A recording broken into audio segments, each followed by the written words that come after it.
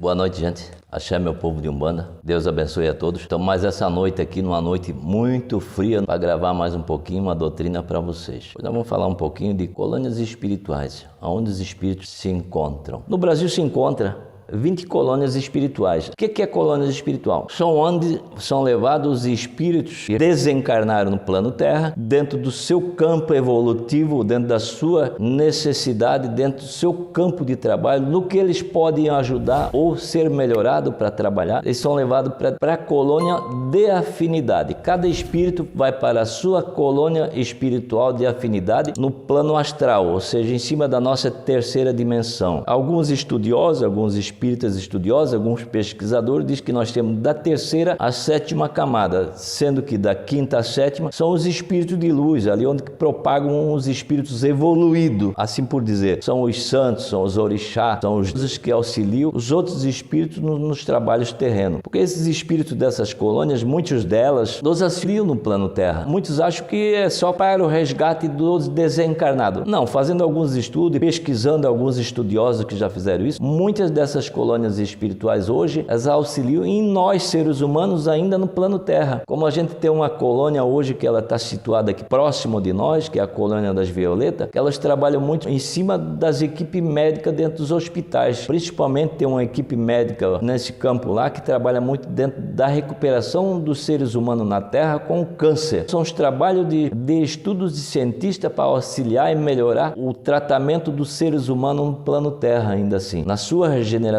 por assim dizer, né? Mas nós sabemos, assim, pelos estudos feitos por alguns pesquisadores, fazendo algumas leituras, fazendo algumas pesquisas, eu vi que tem muitos estudiosos há muitos anos trabalhando em cima disso. E que no Brasil hoje nós temos 20 colônias espirituais auxiliando, tanto nos seres humanos encarnados, quanto na recuperação dos espíritos desencarnados. Tem colônia aqui que só faz o trabalho de resgate dos espíritos assim que desencarna. Isso não quer dizer que nos outros países também não se encontram colônias espirituais. Também tem. Em todos os outros países, tem nos Estados Unidos, tem na Alemanha, tem na Inglaterra, tem em todos os países, tem campo de colônias espirituais com as suas afinidades. Nós vamos falar por nós do que nós temos em cima do nosso país. No Brasil, são 20 colônias até o momento pesquisada e conhecida, identificada. Isso foi identificado por estudo e também por psicografia de alguns espíritos evoluídos. Sabes assim que um dos espíritos mais propagador dessas colônias foi o André Luiz, através do Chico Xavier, assim como também através do Bezerra de Menezes e outros espíritos que já passaram com grande evolução no nosso campo terreno, que trouxeram esses conhecimentos para nós. Então, assim, é uma coisa muito difícil aqui, para eu estender cada colônia, qual é a sua função,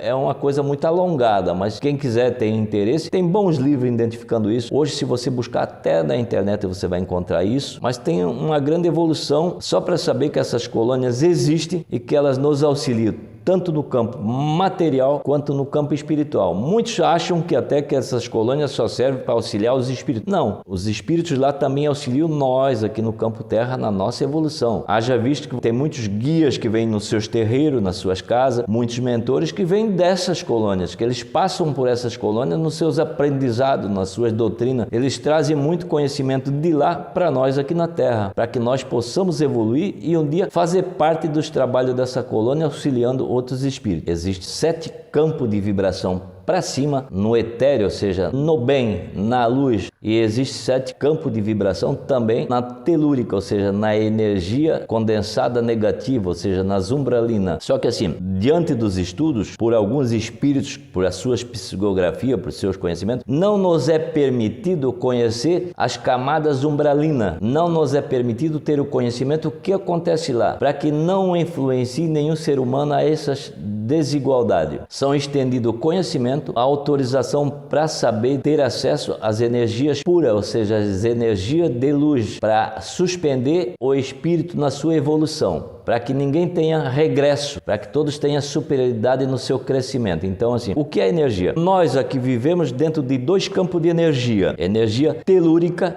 e a etérea. Por isso os congá, altares de igreja, lhe é indicado acender uma vela para o seu anjo de guarda sempre acima de 1 metro de altura, porque até 90 centímetros de toda a terra, onde quer que seja que tenha terra, existe a energia telúrica, ela vibra 90 centímetros da terra. É aquela energia de gravidade negativa, que tudo ela suga para baixo, tudo que você solta ela puxa para a terra, porque a sua energia condensada negativa, telúrica, e a energia etérica ela se dá de 1 metro de altura da terra para cima, onde ela começa a vibrar o seu campo de luz. Tanto é que a maior luz você encontra mais próximo ao Sol. Então, quanto mais alta a energia, mais pura, mais luz. Quanto mais para baixo, mais densa. Então, nós vivemos, seres humanos, nós vivemos entre as duas energias. Nós condensamos a energia negativa, onde nós caminhamos, e a nossa cabeça na energia etérica, onde nós vibramos nossos pensamentos. Então, por isso, não nos é permitido vibrar na energia telúrica, por causa do negativo. Essa é uma energia que nos mantém apenas de pé no campo terra para nós caminharmos. Por isso, a nossa cabeça ela vibra na energia etérica para nós evoluirmos com nossos pensamentos bons, com as nossas orações, com as nossas ajudas. Então, essa é uma das duas energias que existe. Então, por isso, seus congás, seus altares, você vai encontrar sempre 1 metro de altura para ela já começar a seguir na luz, na energia etérica. Por isso, quando você pedir, eu vou acender uma vela, eu tenho que acender no alto, pelo menos 1 metro de altura para você pegar a energia positiva. Porque se você acender uma vela para o teu anjo de guarda no chão, você vai estar condensando uma energia negativa que ali se encontra, que é a energia telúrica. Então, o meu conselho, busque sempre que você quer fazer algo dentro da energia etérica, é a energia que evolui. O que é etérico? É tudo que evapora e sobe. Telúrico é tudo que você solta e cai para baixo. Se você pegar água e soltar, ela vai cair para o chão. Se você pegar fumaça, ela vai subir para cima, porque ela é etérica. Então a diferença está aí nas duas energias, etérica e telúrica, são as energias que nós vivemos como ser humano e que ela vibra no nosso campo. Existe uma colônia que eu achei muito interessante, que é a colônia de regeneração. A colônia de regeneração, ela pega da ponta de Goiás e abrange todo o Distrito Federal, Brasília, um pouco da Bahia, aquele canto. Essa colônia, ela nos invoca o bem, ela procura reestruturar as pessoas de má índole, ela procura restaurar o ser humano na terra. Ela não é uma colônia de cura de espírito, mas de cura de seres humanos. Nós somos os seres que praticamos mal, que vivemos na terra, que somos gananciosos, que temos ego, que temos orgulho, que temos vaidade. Esses espíritos trabalham nesse sentido, de recuperar os seres humanos ainda no seu corpo material, regenerar a essência do ser humano, ou seja, preparar ele para o desencarne. Deixa eu te falar uma coisa, é muito interessante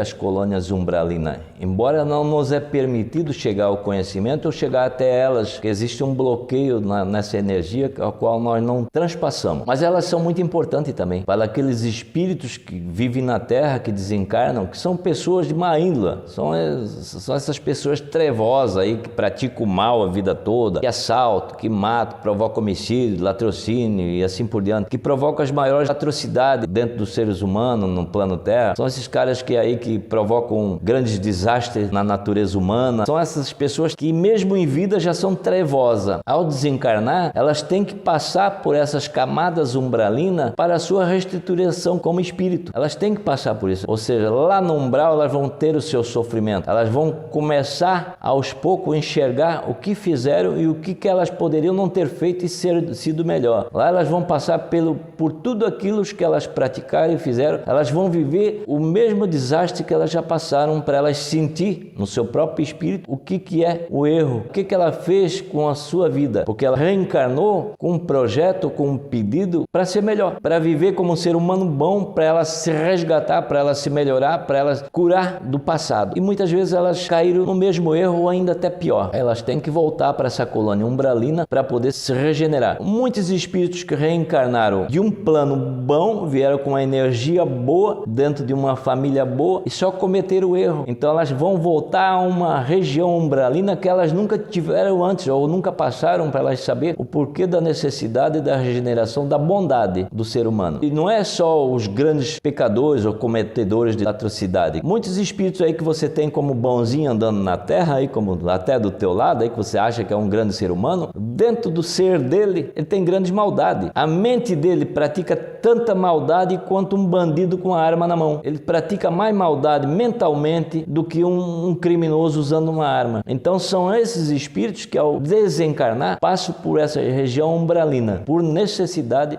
de regeneração. Tu veja bem, existe um fenômeno tão grande na natureza que os cientistas estão há muitos anos pesquisando para saber o porquê que isso acontece, que são o vulcão. O fogo nasce da terra, queima a própria terra. Então tu imagina o campo de energia negativa que lá embaixo se encontra nessa região umbralina. Não vou nem falar aquilo que a Igreja Católica fala do próprio inferno. Mas então assim, aí você analisa onde é que surge esses vulcões, como é que vive o povo daquela cidade, daquele estado, daquela região, você vai ver que é um campo de energia negativa. E ali o povo só vibra a guerra, só vibra a desgraça. E ali sempre se concentra a borbulha de um vulcão, que ele ressurge do centro da Terra justamente para reequilibrar essa energia. Eu não consigo entender isso, né, diante dos meus estudos, mas diz alguns pesquisadores que muitos desses espíritos umbralinos se apagam para sempre. Com a sua maldade, nem lá eles conseguem regenerar, eles nunca voltarão de lá. Existem alguns livros, algumas pesquisas nesse sentido. Eu até vou citar o nome de uma pessoa que eu